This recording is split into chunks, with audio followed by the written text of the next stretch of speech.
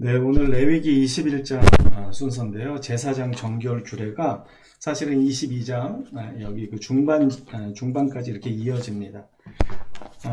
그 레위기는 말 그대로 하나님께 나아가는 방법을 제시하고 있습니다. 그렇기 때문에 이 구약에서 하나님께 나아갈 수 있는 방법을 누가 주도권을 가지고 있는가 하면 먼저는 하나님이시겠지만 하나님께서 위임하신 제사장들을 통해서 이스라엘 백성들이 그 죄가 있음에도 불구하고 제사장들의 제사를 통해서 하나님 앞에 나아갈 수 있었던 것입니다. 그렇기 때문에 특별히 이 제사장 규례는 그만큼 의미가 있습니다. 왜냐하면 이 제사장 그룹이 하나님의 말씀 앞에 온전히 서지 못하면 이스라엘 온 백성이 하나님의 말씀 앞에 설 수 없기 때문입니다.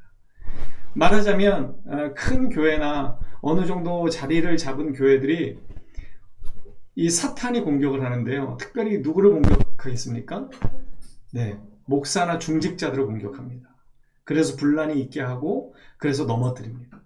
왜냐하면 이렇게 졸개라고 하긴 그렇지만 영향력이 있는 사람을 무너뜨릴 때 그 단체가 기관이 무너지기가 쉽기 때문에 그렇습니다.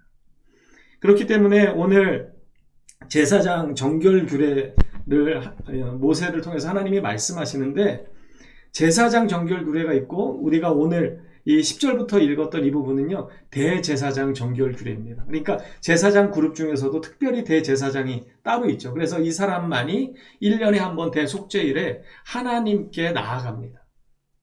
이 사람만 에봇 위에 그 우림과 둠림을 붙이고 하나님 앞에 나아갈 수 있는 유일한 한 사람입니다. 그렇기 때문에 정말 대표 중에 대표라고 할 수 있죠. 그래서 우리가 읽지는 않았지만 이게 반복됩니다. 레위기 21장 1절에서 9절까지 말씀을 보시면 제사장 규례가 이렇게 기록되어 있는데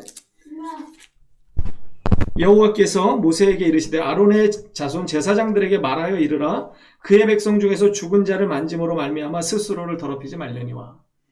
그러니까 시체를 만지는 것이 부정하게 되어 있습니다. 왜냐하면 죽음은 하나님과 반대되는 것이기 때문에 그렇습니다. 이 죽음이 처음에 어떻게 들어왔습니까? 아담과 하와의 죄의 결과로 죽음이 들어왔기 때문에 죽는다는 것, 이 시체는 하나님과 정반대되는 개념입니다. 하나님은 언제나 생명이시고 능력이시고 회복이십니다. 그렇기 때문에 우리 뒤에 나오는 코가 불완전한 자, 지체가 더한 자, 이러한 자들, 이거를 잘못 해석하면 어떻게 되죠? 장애우를 멸시하시는 하나님, 이렇게 해석을 하는 경우가 있습니다. 절대 그렇지 않죠. 하나님은 그러한 분이 아니십니다. 하나님은 우리를 사랑하시되 죽기까지 사랑하실 정도로 우리를 사랑하시는 분이십니다. 그것을 막는 이유는 하나님의 완전성과 이 불완전성이 함께 할 수 없기 때문입니다. 몸이 불편한 것, 계속해서 말씀드렸던 것처럼 월경하는 여자도 하나님 앞에 제사를 지낼 수 없는 이유가 무엇이냐면 그 월경을 하는 동안에는 불완전한 상태에 있기 때문에 그렇습니다. 하나님은 완전하신 분이고 거룩하신 분이고 조금도 흠이 없으신 분이기 때문에 흠이 있는 채로 나아갈 수 없다는 것을 하나님께서는 우리에게 계속해서 말씀해 주시는 것입니다. 여기 2절에 보시면은요, 그의 살부치인 그의 어머니나 그의 아버지나 그의 아들이나 그의 딸이나 그의 형제나 출가하지 아니한 처녀인 그의 자매로 말미암아서는 몸을 더럽힐 수 있다. 이 말은 시체를 만져도 된다는 것입니다. 가족이기 때문에 예외 사항을 두는 것이죠. 제사장이라도 가족의 이 장례를 치르는 부분에 있어서는 하나님께서 허락하신다는 것입니다. 5절에 보면 제사장들은 머리털을 깎아 대머리 같게 하지 말며 자기의 수염 양쪽을 깎지 말며 살을 베지 말고. 가족의 이 장례를 치르게 되면 가슴이 아프죠. 애통합니다. 그래서 그 슬픔을 주체할 수 없어서 이 애굽의 풍습에는요, 이렇게 머리를 깎거나 자기 살을 베어서 그 아픔을 드러내는 경우가 있었습니다. 그래서 하나님께서는 이 이방 풍습을 절대로 따르지 말 것을 특별히 제사장 그룹에게 말씀하시는 것입니다. 일반 백성들도 이방 풍습을 따르지 말라고 우리가 그 앞에 계속 말씀을 나누었습니다. 이방 풍습을 따르다 보면 어떻게 됩니까? 형식을 따르다 보면 정신이 따라가게 되어 있습니다. 그게 무서운 것이죠. 그래서 하나님께서는 풍습을 따르지 못하도록 말씀하시는 것입니다. 특별히 제사장 그룹에게 그것에 대해서 말씀하시는 것이죠. 그리고 6절에도 보면요. 그들의 하나님께 대하여 거룩하고 그들의 하나님의 이름을 욕되게 하지 말 것이며 그들은 여호와의 화제 곧 그들의 하나님의 음식을 드리는 자인즉 거룩할 것이라. 하나님 앞에 제사 드리는 자들이기 때문에 더욱 거룩하라고 말씀하는 것입니다. 여러분, 왜 세상의 사람들이요 크리스찬들을 비난하기 좋아합니까? 왜냐하면 그들의 생각도요 우리가 뭔가 다르기 때문입니다. 그들이 바라볼 때 크리스찬들은 뭔가 달라야 된다고 생각하는 것이죠. 아직 그래도 기대감이 있기 때문에 우리를 향해서 저는 비난하는 것이라고 봅니다. 여러분, 정말 포기하면 어떻게 되죠? 말하지 않습니다. 네. 그냥 그런 사람이야 라고 치부해버리지 구태여 그것에 대해서 말하지 않습니다. 그런데 우리가 보통 누군가에 대해서 심하게 비난을 하거나 이 높은 잣대를 들이댈 때는 뭐죠? 책임자이기 때문에. 그 사람은 그러면 안 되기 때문에 그렇습니다. 목사가 잘못해서 어떤 사회적인 이슈를 일으키게 되면 왜 믿는 자도 마찬가지지만 믿지 않는 자들이 더 신이 나서 이야기할까요? 목사에게는 그만한 영적인 책임이 지금 이 시대 가운데도 요구되기 때문에 그렇습니다. 그런데 그 요구를 그가 하나님의 은혜 가운데 드러내지 못했기 때문에 그래서 비난하는 것이죠. 요즘 뭐 LH 사태가 엄청나지 않습니까? 왜 그런데 국민들이 그렇게 분노합니까? 그들이 지도자들이기 때문에 그렇습니다. 그들이 그냥 일반 평민이 아니라 이 정부의 정책을 세웠던 자들이고 정부의 이 나라의 이 계획을 세워서 나라를 이끌어가는 지도자층이었기 때문에 그들의 어떤 비리에 대해서 일반 국민들이 엄청난 분노를 터뜨리는 것이죠.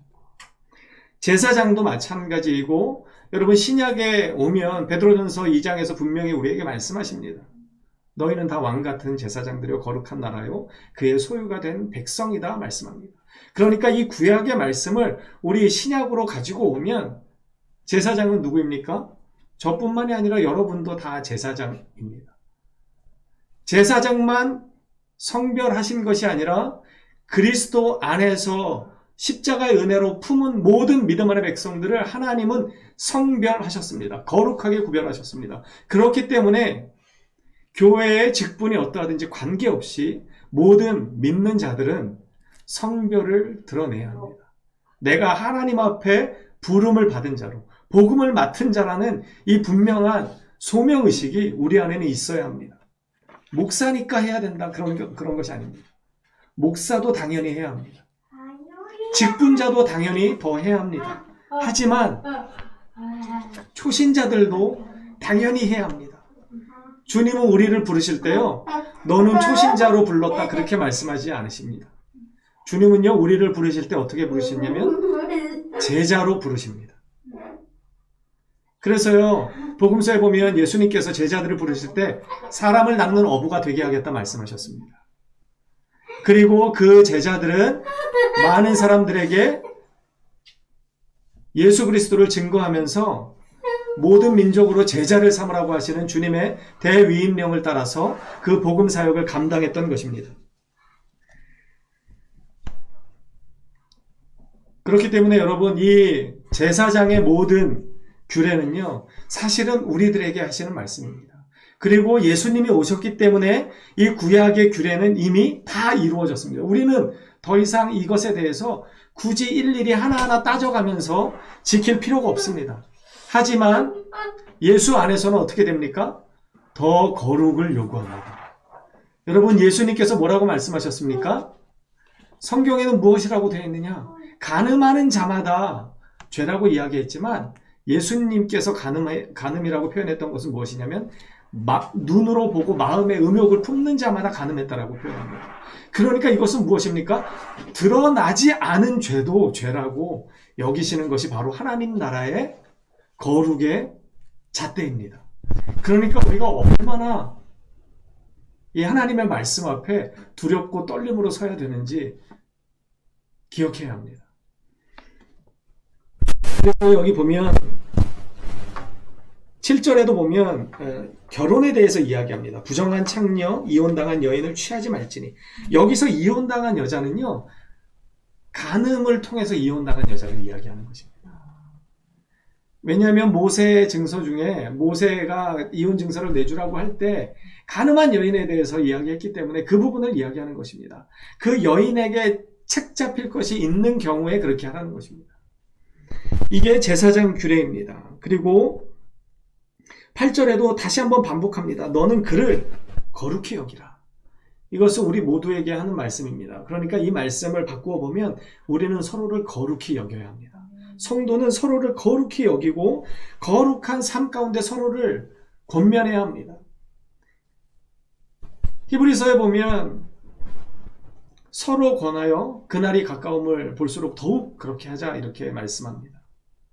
모이기를 패하는 어떤 자들의 습관과 같이 하지 말고 모이기를 힘쓰라고 말합니다.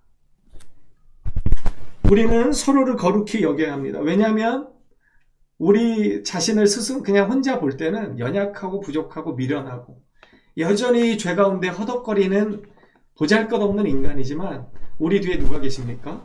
우리가 누구의 은혜로 누구의 피값으로 새로운 생명을 얻었습니까? 하나님이신 예수 그리스도의 피값으로 십자가의 능력을 우리는 죄사함을 얻고 하나님 앞에 거룩한 자로 서게 되었습니다. 그렇기 때문에 우리는 서로를 바라볼 때 그런 거룩의 잣대로 우리를 바라봐야 합니다. 그리고 서로 거룩을 위해서 힘쓰고 애써야 합니다. 그래서 사도행전 2장에 보면요, 성도들이 초대교회 때 어떻게 했습니까? 서로 모여서 교제하고 떡을 떼며 기도하기에 힘썼습니다. 그것이 진정한 영적인 교제입니다. 모여서 만나서 차를 나누는 것도 참 기쁘고 감사한 일이지만 특별히 그 모임 가운데 하나님의 말씀이 나누어지고 하나님을 향한 찬양이 드려지고 하나님께 의지하는 그 마음으로 서로를 위해서 함께 기도하는 이 기도가 있을 때 이 모임은 진정한 교제가 되는 것입니다. 그것이 바로 코이노니아를 이야기하는 것입니다. 여러분, 이런 모임 가운데 빠지게 되면요 절대 세상으로 다시 돌아갈 수가 없습니다. 왜냐하면 그 안에는 성령 하나님이 계셔서 우리의 마음을 주장하시기 때문에 그렇습니다. 여러분, 제가 전에도 복음의 진공 상태에 대해서 말씀드렸는데 그럼에도 불구하고 안타깝게도 목사가 되고 보니까 말씀 앞에 그래도 잘 살아보려고 애쓰고 힘쓰고 매일 기도하고 이렇게 하다 보니까요, 세상의 친구들을 만났을 때 할 말이 없더라고요. 그리고 한두 번은 억지로 만나게 되는데요, 한 막 5시간, 6시간을 세상 얘기를 들어가면서 그거를 막 맞춰주기가 참 쉽지 않더라고요. 그러다 보니까 잘 안 보게 되는 거예요. 그러다 보니까 함께 모였을 때 하나님의 은혜를 나눌 수 있고, 그래도 내가 받은 어떤 은혜와 내가 가지고 있는 하나님 앞에 어떤 부족한 부분들, 그것을 위해서 함께 기도해달라고 기도를 요청할 수 있는 동지들을 찾게 되더라고요. 어저께 제가 말씀을 이렇게 보고 있었는데 한 통의 전화가 왔습니다. 제가 바로 개척하기 전에 사역했던 삼광교회 담임 목사님이 전화가 왔어요. 그 목사님께서 그 삼광교회가 오래되고 이제 천호동에 있는데 너무 오래되고 주변에 이제 막 다 이렇게 재개발들이 됐는데 여기는 안 되다 보니까 도저히 이제 여기서 못할 것 같아서 그걸 팔아서 좀 다른 데로 좀 가까운 데로 옮기고 싶은데, 이제 그러려면 많은 일들이 있잖아요. 당회에서도 이야기를 해야 되고, 뭐 성도들도 함께 이거를 찬성을 해야 되고, 그러다 보면 또 어떤 성도들은 또 이래서 안 된다 저래서 안 된다 그럴 수도 있고, 그러니까 이제 본격적으로 기도를 이제 하시려고 부족한 저한테도 기도 요청을 하시더라고요. 목사님, 그래도 우리 삼강교회에서 우리가 사역했고 또 이렇게 사랑하는 마음이 같이 있으니까, 기도하는 분이니까 좀 기도해달라고. 그래서 네, 알겠습니다. 제가 생각날 때마다 기도하겠습니다. 이렇게 했는데, 그러다 보니까 그 주변에 자꾸 믿는 사람들 위주로 만나게 되더라고요. 그런데 참 우리가 믿지 않는 사람들과의 교제도 힘써야 되지만 어쩔 수 없는 부분이 분명히 있는 것 같습니다. 이 코이노니아, 영적인 교제의 기쁨을 우리가 알아가기 때문에 어찌할 수 없는 부분이 있는 거죠. 저와 여러분들이 이 영적인 교제 안에서 참된 은혜를 날마다 더 누렸으면 좋겠습니다. 그러면요, 교회를 사랑하게 되어 있습니다. 다른 어떤 모임보다요, 이 모임을 사랑하게 되어 있습니다. 저는 확신합니다. 주님 안에 있는 이 위로를 세상에서는 절대 맛볼 수 없습니다. 그렇기 때문에 주님 안에서 위로를 받은 사람들, 주님을 만났던 경험이 있는 사람들은요, 방황할지 모르지만 반드시 돌아옵니다. 여러분, 많은 사람들이요, 이 근대가 시작되면서 이제 곧 종교는 문을 닫을 것이라고 단언했습니다. 제가 요즘 최근에 이제 팀 켈러 목사님의 책을 이제 좀 이렇게 몇 권을 읽기 시작했는데, 그 전에도 다른 책들을 읽었지만, 저는 처음 알았어요. 그 비틀즈가 비틀즈의 메시지 자체가 상당히 반기독교적이라는 걸 제가 알고 있었습니다. 왜냐면 언제나 그럴 수밖에 없어요. 인간을 생각하는 사람들은요, 하나님을 거부할 수밖에 없습니다. 그래서 let it be, 내버려 두라는 거죠. 나 그냥 내 느낌대로 살게 내버려 달라. 그들의 메시지가 그래서 음악도 훌륭했지만 언제나 제가 말씀드리는 것처럼 그 메시지의 사람들을 환호하는 것입니다. 그런데요, 그 존 레논인가 그 사람이 멤버였잖아요. 그 사람이 한 40세에 죽었대요. 근데 그 사람이 단언을 했대요. 이제 기독교는 곧 문을 닫게 될 것이다. 기독교를 믿는 사람들은 어딘가 부족하거나 심약하거나 아니면 많이 배우지 못해갖고 이 지적인 능력이 떨어지는 사람들이나 믿는 것이기 때문에 곧 문을 닫게 될 것이다. 왜냐하면 이제 계속해서 고등교육을 받은 사람들이 자라나기 때문에 이제 곧 문을 닫게 될 것이다. 이렇게 단언했습니다. 근데 여러분 지금 어떤지 아십니까? 전혀 그렇지 않습니다. 세상이 세속화되면 될수록요, 이 삶 가운데 공허함을 느끼는 사람들이 많습니다. 이 삶의 실존의 문제에 부딪히는 사람들이 너무나 많아요. 어쩔 수 없는 것입니다. 그래서 그들이 질문할 수밖에 없는 거예요. 삶이 도대체 무엇인가? 사람은 어디서 왔다가 어디로 돌아가는가? 그래서 그 팀 켈러 목사님이 뉴욕에서 사역을 하신다고 그래요. 저는 가본 적이 없는데. 그런데 그 뉴욕에 그 불신자들이 와서 보고 깜짝 놀란다고 합니다. 정말 젊고 전도 유망한 사람들. 그래서 소위 말해서 엘리트들이 와서 은혜를 받는 거예요. 거기서 두 손을 들고 찬양하고 눈물을 흘리고 가슴 아파하고 주님 앞에 회개하고 그런 모습을 보면서 그렇게 단언했던 사람들이 자기들이 잘못 판단했다라고 그렇게 지금 이야기를 한다고 합니다. 여러분, 세상이 아무리 바뀌고 세속화돼도요, 생명을 찾는 사람들은 있을 수밖에 없습니다. 왜냐하면 기독교는, 예수는 우리에게 생명을 주시는 분이기 때문에 그렇습니다. 어느 누구도 죽음 가운데 그냥 떨어지기를 원하는 사람은 아무도 없습니다. 그래서요, 그 스티브 잡스가 그랬다고 그래요. 그 사람은 믿지 않았던 것 같은데 일찍 죽었잖아요. 엄청난 부와 업적을 이루었지만 일찍 죽었습니다. 그런데 그가 그렇게 믿고 싶었다라고 고백했대요. 무언가 죽은 다음에 다른 세상이 있기를 나는 간절한 마음으로 바란다. 이렇게 정말 끝난다면 너무 허무하다. 그렇게 고백했다고 합니다. 여러분, 우리는 어떻습니까? 우리는 허무하지 않습니다. 좀 이야기가 다른 데로 갔지만 제가 왜 이 말씀을 드리냐면, 영적인 이 교제 안에 하나님이 주시는 놀라운 은혜가 있습니다.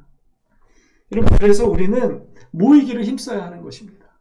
초대교회가 그랬잖아요. 날마다 모이기를 힘쓰고 떡을 뗐다고 이야기합니다. 함께 성찬의 은혜를 나누고 하나님의 이름을 찬양했던 것이죠. 그 가운데 그들의 심령이 날마다 하나님이 주시는 은혜로 새로워졌던 것입니다. 우리가 그렇게 되기를 소망합니다. 우리가 이제 10절부터 보면은요, 대제사장 규례라서 조금 다릅니다. 아까 시체를 만져도 된다고 그랬습니다. 제사장이지만 가족에 한해서. 그런데 대제사장은 어떨까요? 안 됩니다. 그는 훨씬 더 공적인 자리에 힘을 써야 하기 때문에 그는 형제나 부모 때문에라도 뒤돌아보면 안 된다고 말씀합니다. 그래서요, 여기 이렇게 이야기합니다. 11절에 어떤 시체에든지 가까이 하지 말지니 그의 부모로 말미암아서도 더러워지게 하지 말며 그 성소에서 나오지 말며. 이거는요, 그 성소에서 죽을 때까지 살아라 이게 아니라 사사로운 일로 성소에서 나오는 일이 없도록 하라는 것입니다. 이 대제사장의 삶의 우선순위는 언제나 하나님을 예배하는데 초점이 맞춰져 있어야 한다고 말씀하는 것입니다. 여러분 다시 한번 말씀드릴게요. 그럼 우리는 대제사장과는 다른 사람들입니까? 물론 우리의 대제사장은 예수 그리스도이십니다. 그런데 예수님은 우리의 모범이 되신 분이십니다. 예수님은 어떻게, 우리가 고난주간을 지나고 있지만 예수님은 어떻게 십자가를 지셨습니까? 하나님을 바라봄으로 하나님께서 주신 그 사명을 감당하기 위해서 죽기까지 순종하심으로 그 구원의 사역을 이루어내셨습니다. 예수님이 그랬다면 우리도 마찬가지입니다. 삶의 우선순위, 삶의 중심을 우리는 어디에 두어야 합니까? 하나님께 두어야 합니다. 교회에 두어야 합니다. 일을 하지 말라는 말씀이 아니죠. 언제나 우리의 마음의 중심에 무엇이 우선되어야 합니까? 하나님의 일이 우선되어야 하고 하나님의 나라가 우선되어야 합니다. 그럴 때 우리는 거룩을 지켜갈 수 있습니다. 여러분 이 우선순위가 잘못되면 어떻게 될까요? 네, 엉망진창이 되는 것입니다. 처음에는 괜찮은 것 같습니다. 균형을 잘 잡을 수 있을 것 같아요. 그런데요, 한쪽으로 치우쳐집니다. 예전에 저희 청년 때 모교회 목사님께서 이런 비유를 하셨어요.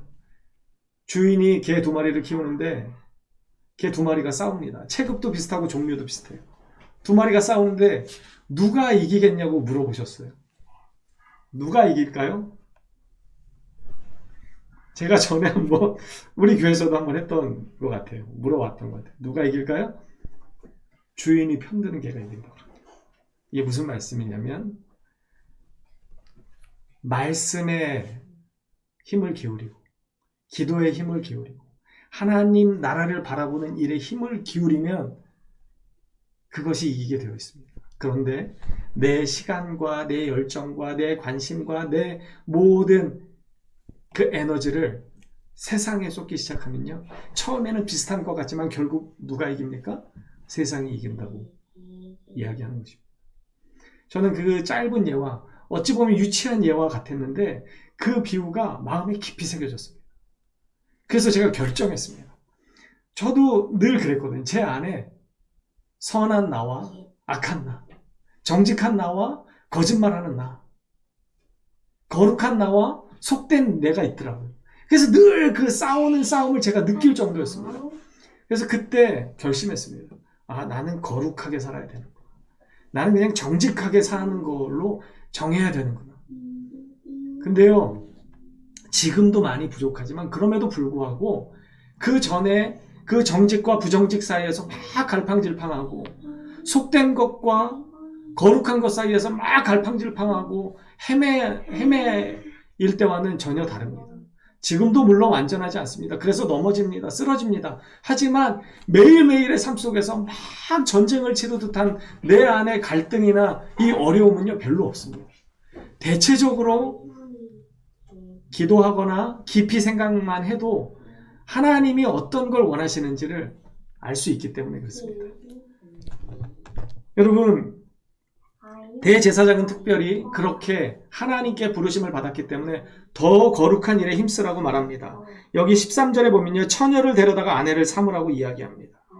14절에도 마찬가지죠. 과부나 이혼당한 여자, 제가 아까 말씀드린 것처럼 여기서 특별히 이 처녀를 데려다가 아내를 삼으라고 하는 것은요, 예수님이 우리의 신랑이 되셨습니다. 우리는 예수님의 거룩한 신부가 되어야 합니다.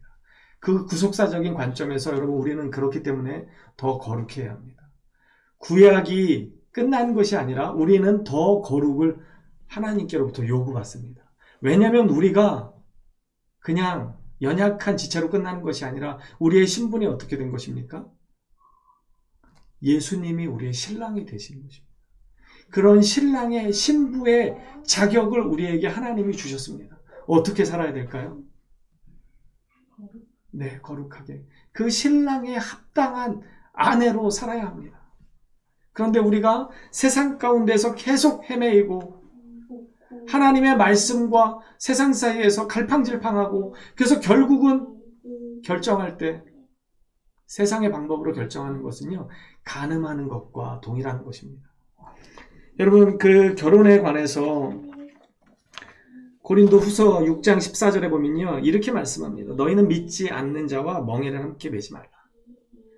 의와 불법이 어찌 함께하며 빛과 어둠이 어찌 사귀며 그리스도와 벨레알이 어찌 조화되며 믿는 자와 믿지 않는 자가 어찌 상관하겠느냐, 이렇게 말씀합니다. 그래서 제가 결혼하지 않은 청년들에게 강력하게 요구하는 게 이런 것입니다. 믿지 않는 자와 결혼하는 것은 엄청난 모험입니다. 죄송합니다. 그럼에도 불구하고요, 누군가는 이렇게 이야기합니다. 누구는 잘 믿더라고요. 누구는 믿음이 없었는데 잘 믿더라고요. 할렐루야, 너무 감사합니다. 그런 경우라면 정말 감사합니다. 그럼에도 불구하고 너무 위험 부담이 큽니다. 여러분, 저는 앞을 내다볼 수 없는 사람입니다. 하나님은 아시겠죠? 하나님만이 아십니다. 그런데 우리가 그 영혼이 구원받을지 안 받을지 어떻게 합니까? 정말 도박과 같습니다. 50대 50입니다.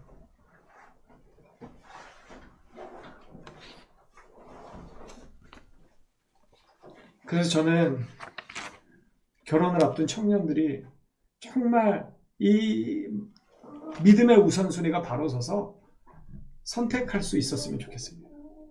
그래서 이 믿음의 가정을 통해서, 이 가정을 통해서 하나님 앞에 영광을 돌리며 살아가는 것이 얼마나 더 거룩한 것이고 가치 있는 것이고 값진 것인지, 그리고 하나님이 기뻐하시는 것인지 저는 확신합니다. 저도 예전에 믿음이 연약할 때 믿음의 선배에게 질문했었습니다. 이렇게 똑같이 질문했어요. 그래도 어떻게 될지 모르잖아요. 어떻게 될지 모르잖아요. 그렇다고 헤어집니까? 제가 그랬어요. 그랬더니 그분이 그러더라고요. 되도록이면 헤어져야지.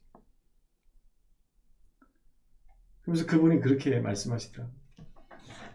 믿지 않는 자를 믿게 하려고 애쓰고 힘쓰고 노력하고 에너지를 쓰는 것보다 믿는 자와 가정을 꾸려서 그 믿음의 가정을 통해서 하나님 앞에 헌신하고 더 선한 일들을 하는 것이 훨씬 더 효과적이다라고 말씀을 하셨습니다. 근데 저는 그쪽의 말씀이 맞는 것 같습니다. 그래서 우리 또 자녀를 두고 계신 집사님도 계시고 부담이 되시겠지만 기도하십시오. 정말 하나님의 뜻 가운데 우리의 자녀들이 살아갈 수 있도록, 되도록이면 정말 하나님께서 예비하신 믿음의 영혼의 단짝을 만나서 정말 믿음의 가정을 통해서 하나님이 부어주시는 놀라운 축복을 누리는 은혜가 있을 수 있도록 그렇게 기도하시면 좋겠습니다. 제가 늦게 결혼했습니다. 41에 결혼을 했는데 제가 그때 그런 경험을 했습니다. 이게 축복을 받는 것이구나. 교회에서 결혼한 탓도 있지만 하객들이나 모든 사람들이 정말 저희를 축복해 주었습니다. 그래서 제가 이런 게 축복이구나, 그거를 실감했습니다. 그러면서 참 이 결혼이 하나님께서 보시기에 참 좋은 결혼인가 보다, 이렇게 축복받는 거 보니까. 그래서 제가 그때 더 잘 살아야 되겠다, 그런 마음을 먹었던 기억이 납니다. 여러분, 하나님은 우리가 가정을 통해서도 거룩을 이루어가기를 원하십니다. 그래서 결혼의 문제를 이 제사장과 대제사장 여기에 2번이나 반복하시는 것입니다.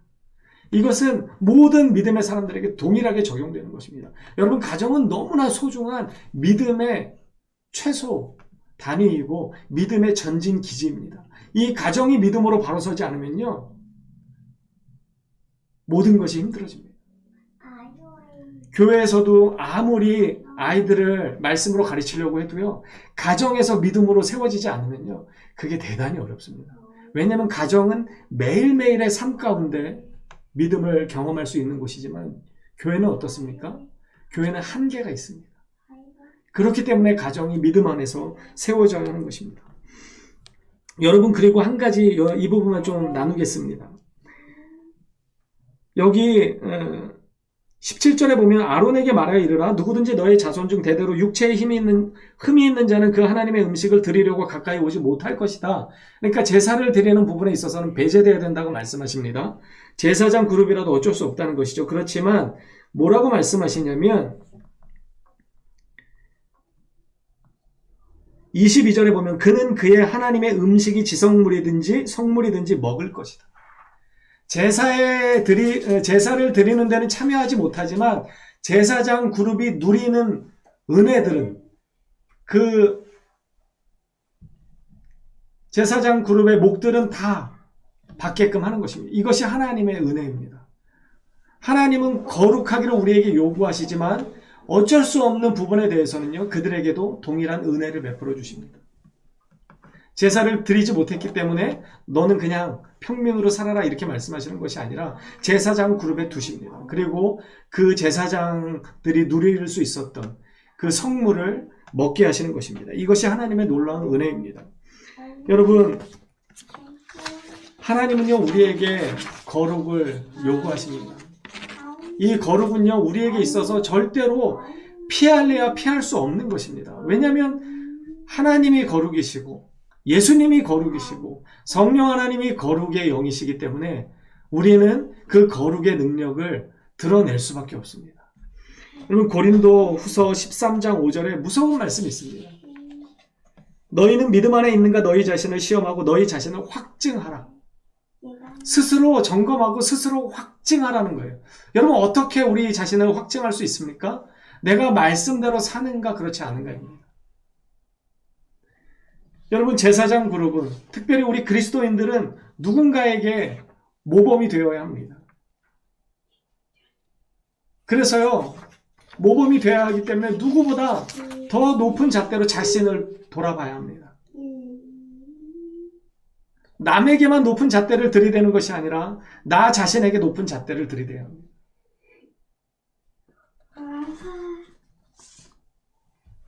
하나님께서 영적 지도자로 부르신 사람들에게 더 거룩한 거룩을 요구하십니다.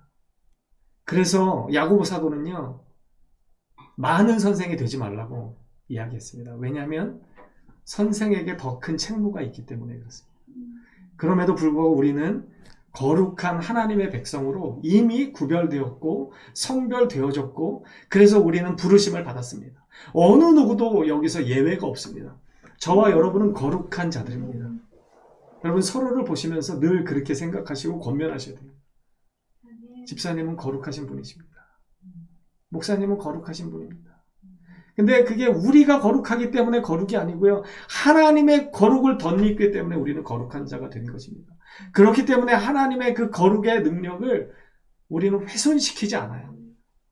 그래서 최선을 다해서 말씀 앞에 서야 하고 공동체 안에, 믿음의 공동체 안에 들어와야 합니다. 여러분, 혼자는 쓰러지기가 쉽습니다. 그래서 믿음의 끈인 이 교회 공동체 안에서 서로를 붙잡고 권면하는 것이죠.